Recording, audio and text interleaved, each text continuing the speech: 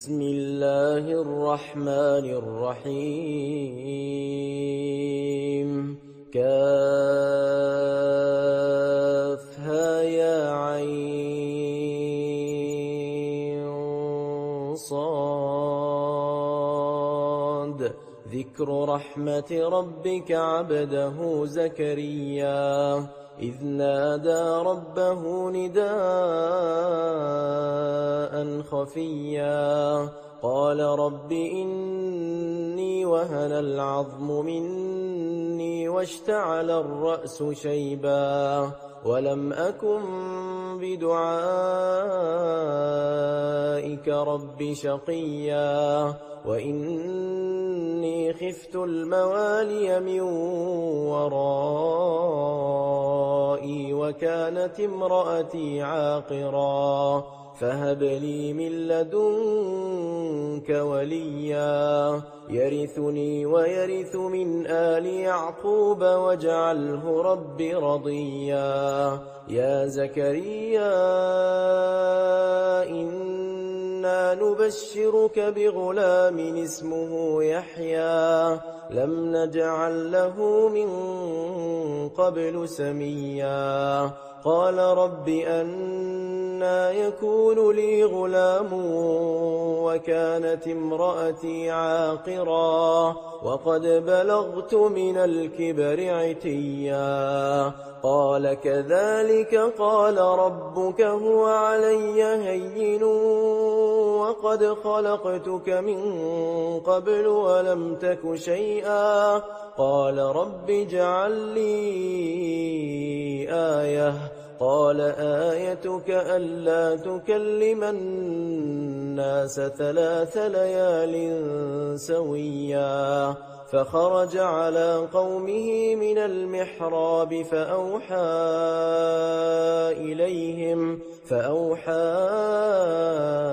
إليهم أن سبحوا بكرة وعشيا يا يحيى خذ الكتاب بقوة وآتيناه الحكم صبيا وحنانا من لدنا وزكاة وكان تقيا وبرا بوالديه ولم يكن جبارا عصيا وسلام عليه يوم ولد ويوم يموت ويوم يبعث حيا واذكر في الكتاب مريم إذ انتبذت من أهلها مكانا شرقيا فاتخذت من دونهم حجابا فأرسلنا إليها روحنا فتمثل لها بشرا سويا قالت إني أعوذ بالرحمن منك إن كنت تقيا قال إنما أنا رسول ربك لأهب لك غلاما زكيا قالت أنى يكون لي غلام ولم يمسسني بشر ولم أك بغيا قال كذلك قال ربك هو علي هين ولنجعله آية للناس ورحمة منا وكان أمرا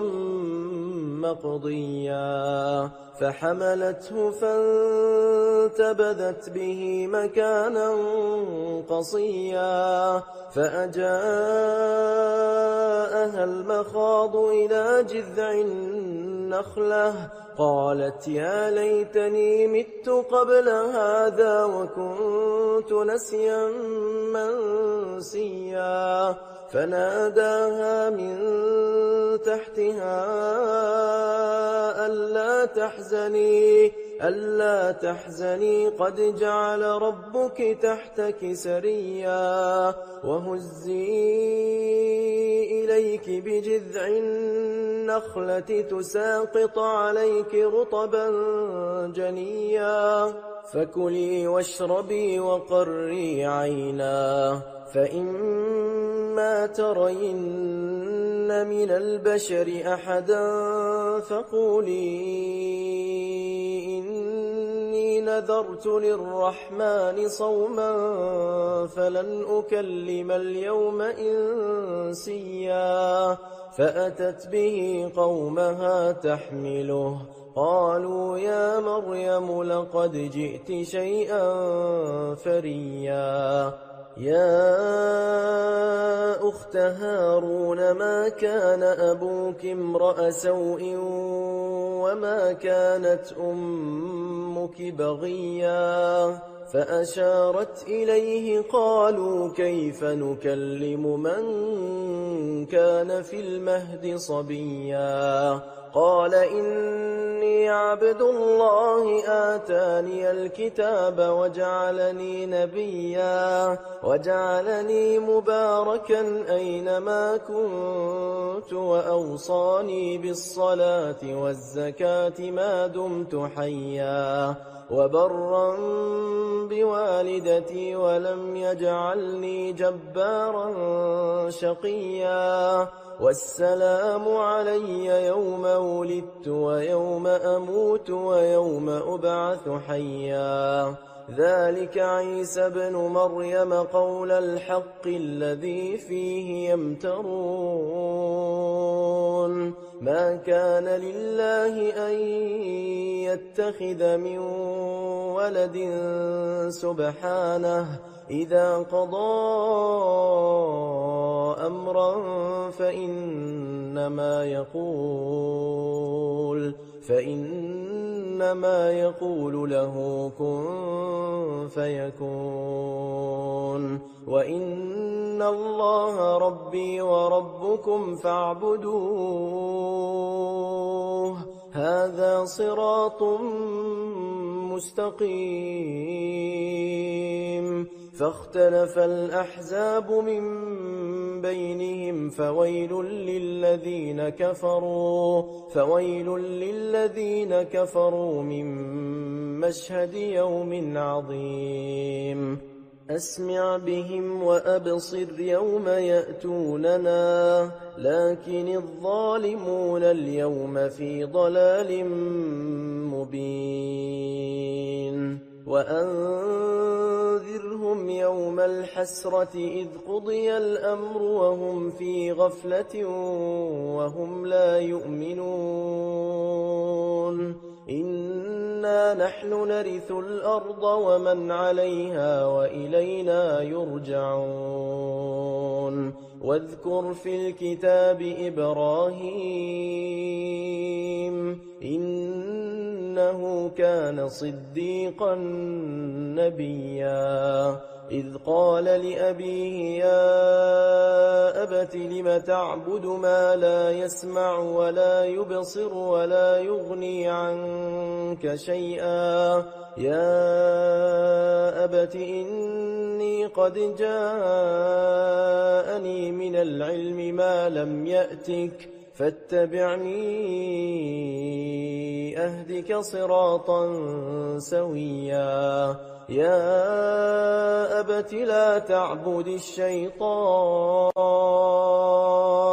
إن الشيطان كان للرحمن عصيا يا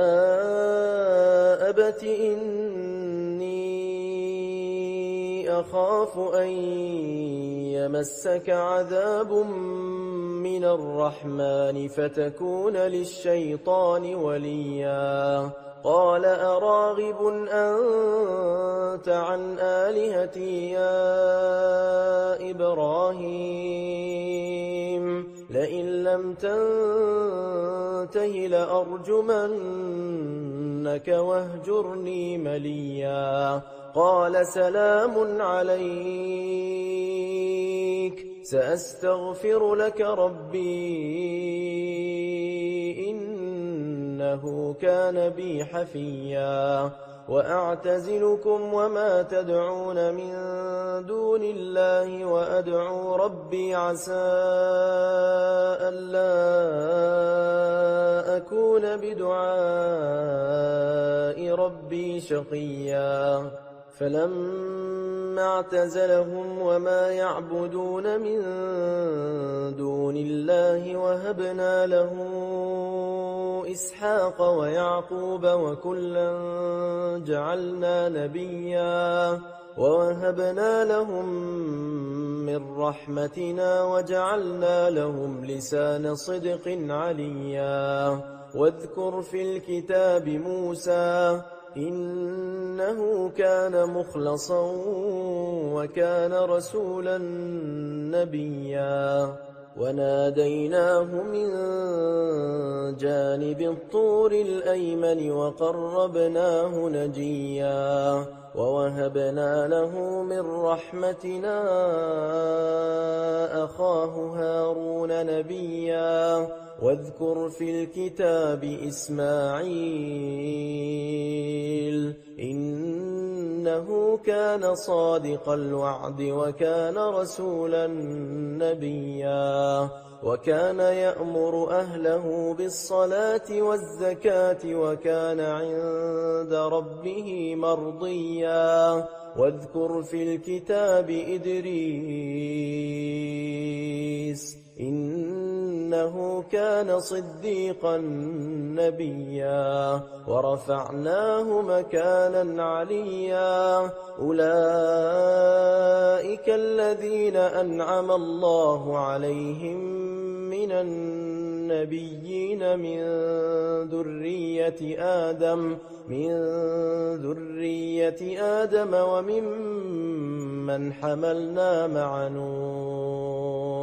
وممن حملنا مع نوح ومن ذرية إبراهيم وإسرائيل وممن هدينا واجتبينا إذا تتلى عليهم آيات الرحمن خروا سجدا وبكيا فخلف من بعدهم خلف أضاعوا الصلاة واتبعوا الشهوات فسوف يلقون غيا إلا من تاب وآمن وعمل صالحا فأولئك يدخلون الجنة ولا يظلمون شيئا جنات عدن التي وعد الرحمن عباده بالغيب إنه كان وعده مأتيا لا يسمعون فيها لغوا إلا سلاما ولهم رزقهم فيها بكرة وعشيا تلك الجنة التي نورث من عبادنا من كان تقيا وما نتنزل إلا بأمر ربك له ما بين أيدينا وما خلفنا وما بين ذلك وما كان ربك نسيا رب السماوات والأرض وما بينهما فاعبده واصطبر لعبادته هل تعلم له سميا ويقول الإنسان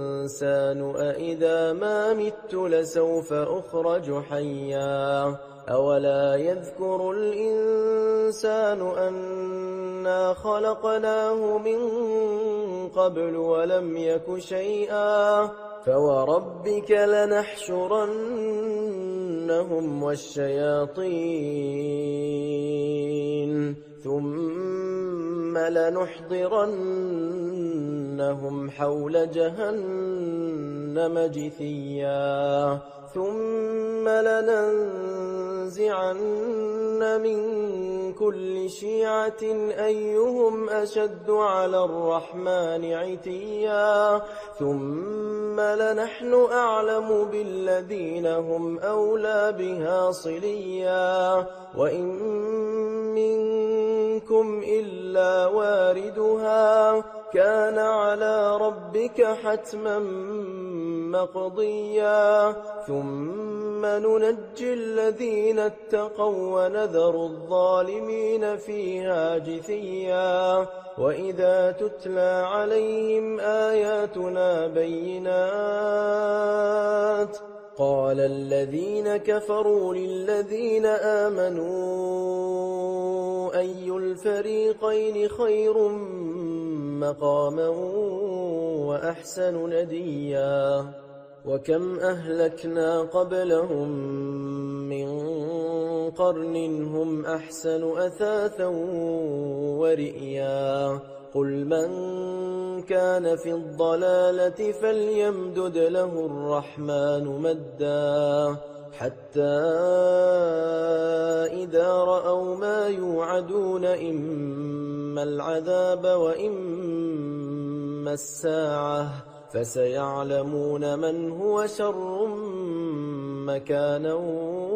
وأضعف جندا ويزيد الله الذين اهتدوا هدى والباقيات الصالحات خير عند ربك ثوابا وخير مردا أفرأيت الذي كفر بآياتنا وقال لأوتين مالا وولدا أطلع الغيب أم اتخذ عند الرحمن عهدا كلا سنكتب ما يقول ونمد له من العذاب مدا ونرثه ما يقول ويأتينا فردا واتخذوا من دون الله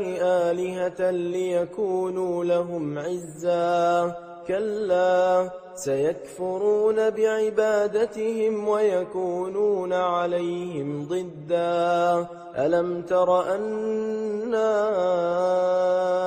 أرسلنا الشياطين على الكافرين تؤزهم أزا فلا تعجل عليهم إنما نعد لهم عدا يوم نحشر المتقين إلى الرحمن وفدا ونسوق المجرمين إلى جهنم وردا لا يملكون الشفاعة إلا من اتخذ عند الرحمن عهدا وقالوا اتخذ الرحمن ولدا لقد جئتم شيئا إدا تكاد السماوات يتفطرن منه وتنشق الأرض وتخر الجبال هدا أن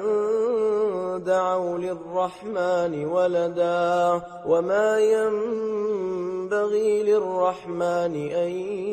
يتخذ ولدا إن كل من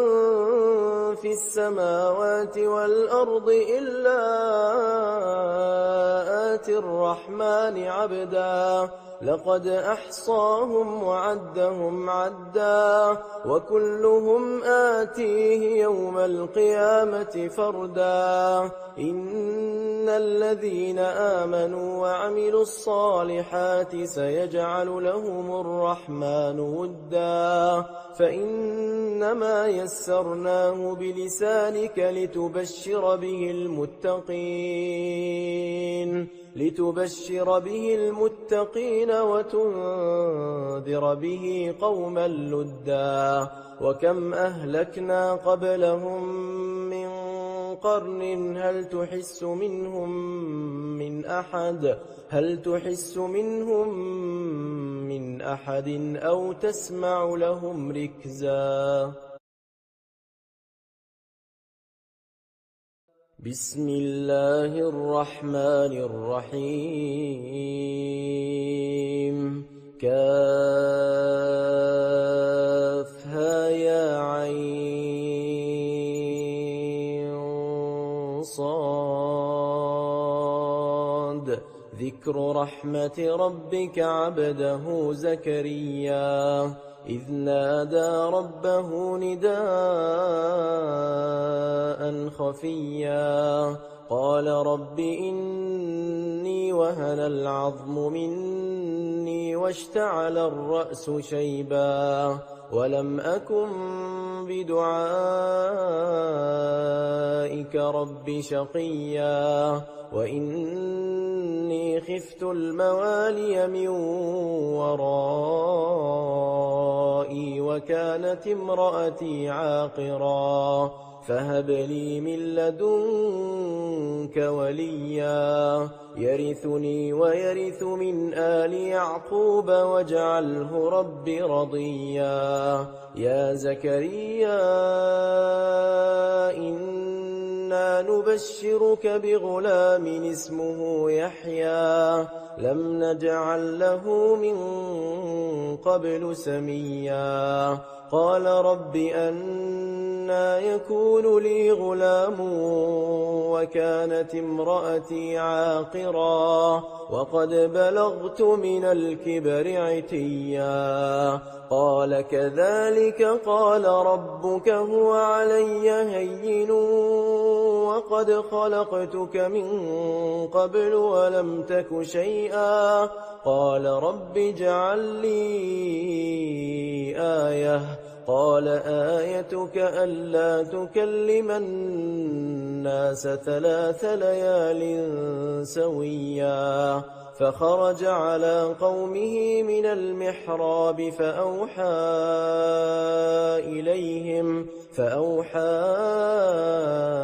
إليهم أن سبحوا بكرة وعشيا يا يحيى خذ الكتاب بقوة وآتيناه الحكم صبيا وحنانا من لدنا وزكاة وكان تقيا وبرا بوالديه ولم يكن جبارا عصيا وسلام عليه يوم ولد ويوم يموت ويوم يبعث حيا واذكر في الكتاب مريم إذ انتبذت من أهلها مكانا شرقيا فاتخذت من دونهم حجابا فأرسلنا إليها روحنا فتمثل لها بشرا سويا قالت إني أعوذ بالرحمن منك إن كنت تقيا قال إنما أنا رسول ربك لأهب لك غلاما زكيا قالت أنى يكون لي غلام ولم يمسسني بشر ولم أك بغيا قال كذلك قال ربك هو علي هين ولنجعله آية للناس ورحمة منا وكان أمرا مقضيا فحملته فانتبذت به مكانا قصيا فأجاءها المخاض إلى جذع النخلة قالت يا ليتني مت قبل هذا وكنت نسيا منسيا فناداها من تحتها ألا تحزني قد جعل ربك تحتك سريا وهزي إليك بجذع النخلة تساقط عليك رطبا جنيا فكلي واشربي وقري عينا فإما ترين من البشر أحدا فقولي إني نذرت للرحمن صوما فلن أكلم اليوم إنسيا فأتت به قومها تحمله قالوا يا مريم لقد جئت شيئا فريا يا أخت هارون ما كان أبوك امرأ سوء وما كانت أمك بغيا فأشارت إليه قالوا كيف نكلم من كان في المهد صبيا قال إني عبد الله آتاني الكتاب وجعلني نبيا وجعلني مباركا أينما كنت وأوصاني بالصلاة والزكاة ما دمت حيا وبرا بوالدتي ولم يجعلني جبارا شقيا والسلام علي يوم ولدت ويوم أموت ويوم أبعث حيا ذلك عيسى بن مريم قول الحق الذي فيه يمترون ما كان لله أن يتخذ من ولد سبحانه إذا قضى أمرا فإنما يقول له كن فيكون وإن الله ربي وربكم فاعبدوه هذا صراط مستقيم فاختلف الأحزاب من بينهم فويل للذين كفروا من مشهد يوم عظيم أسمع بهم وأبصر يوم يأتوننا لكن الظالمون اليوم في ضلال مبين وأنذرهم يوم الحسرة إذ قضي الأمر وهم في غفلة وهم لا يؤمنون إنا نحن نرث الأرض ومن عليها وإلينا يرجعون واذكر في الكتاب إبراهيم إنه كان صديقا نبيا إذ قال لأبيه يا أبت لم تعبد ما لا يسمع ولا يبصر ولا يغني عنك شيئا يا أبت إني قد جاءني من العلم ما لم يأتك فاتبعني أهدك صراطا سويا يا أبت لا تعبد الشيطان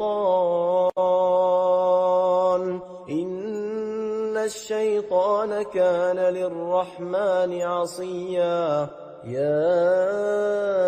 أبت إني أخاف أن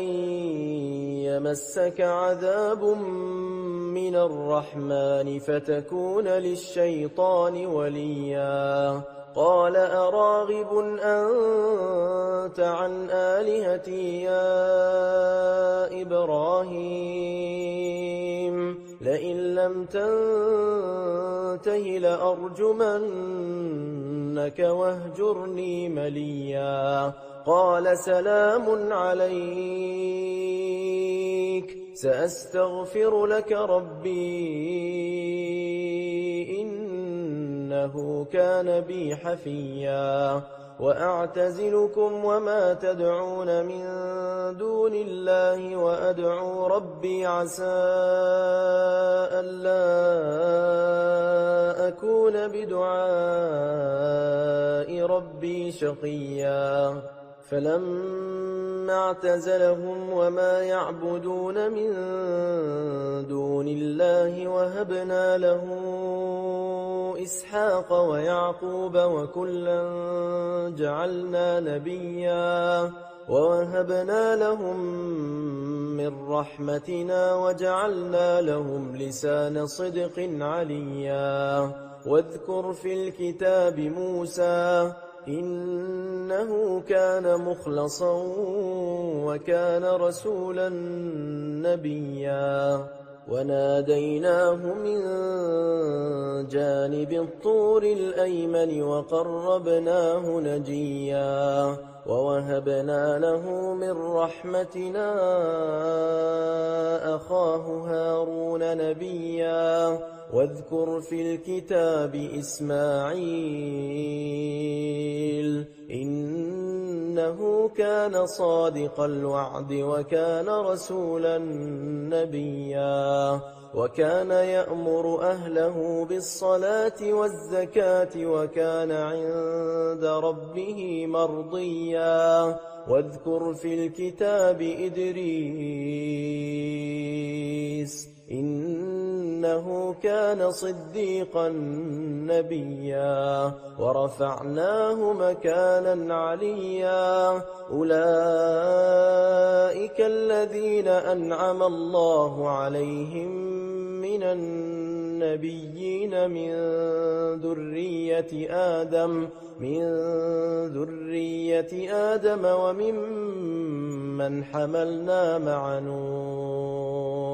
وممن حملنا مع نوح ومن ذرية إبراهيم وإسرائيل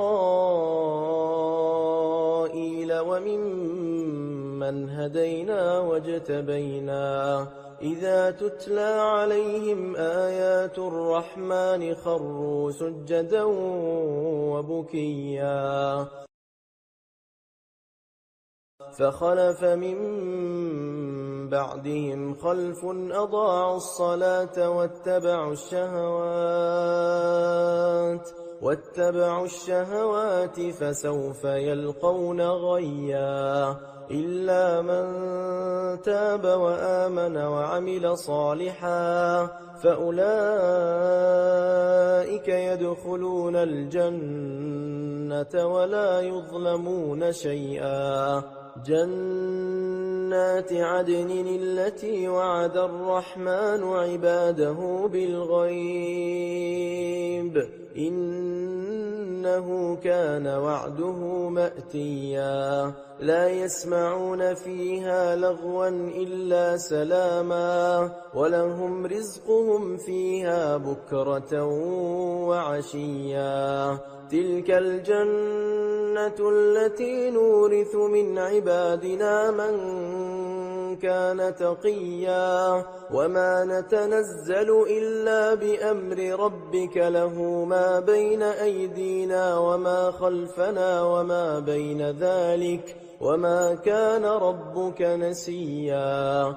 رب السماوات والأرض وما بينهما فاعبده واصطبر لعبادته هل تعلم له سميا ويقول الإنسان أإذا ما مت لسوف أخرج حيا أولا يذكر الإنسان أنا خلقناه من قبل ولم يك شيئا فوربك لنحشرنهم والشياطين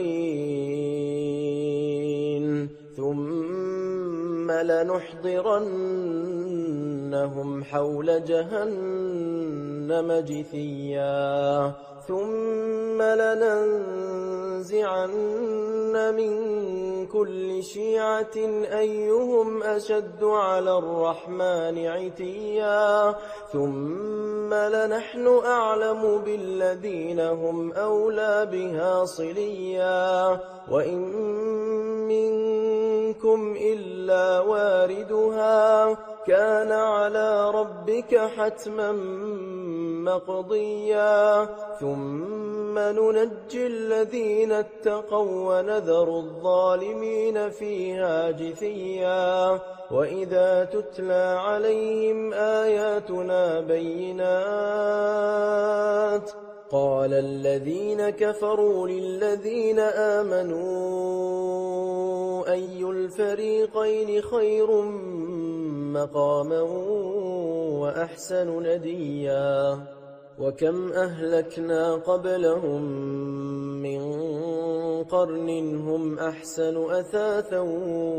ورئيا قل من كان في الضلالة فليمدد له الرحمن مدا حتى إذا رأوا ما يوعدون إما العذاب وإما الساعة فسيعلمون من هو شر مكانا وأضعف جندا ويزيد الله الذين اهتدوا هدى والباقيات الصالحات خير عند ربك ثوابا وخير مردا أفرأيت الذي كفر بآياتنا وقال لأوتين مالا وولدا أطلع الغيب أم اتخذ عند الرحمن عهدا كلا سنكتب ما يقول ونمد له من العذاب مدا ونرثه ما يقول ويأتينا فردا واتخذوا من دون الله آلهة ليكونوا لهم عزا كلا سيكفرون بعبادتهم ويكونون عليهم ضدا ألم تر أنا أرسلنا الشياطين على الكافرين تؤزهم أزا فلا تعجل عليهم إنما نعد لهم عدا يوم نحشر المتقين إلى الرحمن وفدا ونسوق المجرمين إلى جهنم وردا لا يملكون الشفاعة إلا من اتخذ عند الرحمن عهدا وقالوا اتخذ الرحمن ولدا لقد جئتم شيئا إدا تكاد السماوات يتفطرن منه وتنشق الأرض وتخر الجبال هدا أن دعوا للرحمن ولدا وما ينبغي للرحمن أن يتخذ ولدا إن كل من في السماوات والأرض إلا آتي الرحمن عبدا لقد أحصاهم وعدهم عدا وكلهم آتيه يوم القيامة فردا إن الذين آمنوا وعملوا الصالحات سيجعل لهم الرحمن ودا فإنما يسرناه بلسانك لتبشر به المتقين وتنذر به قوما لدا وكم أهلكنا قبلهم من قرن هل تحس منهم من أحد أو تسمع لهم ركزا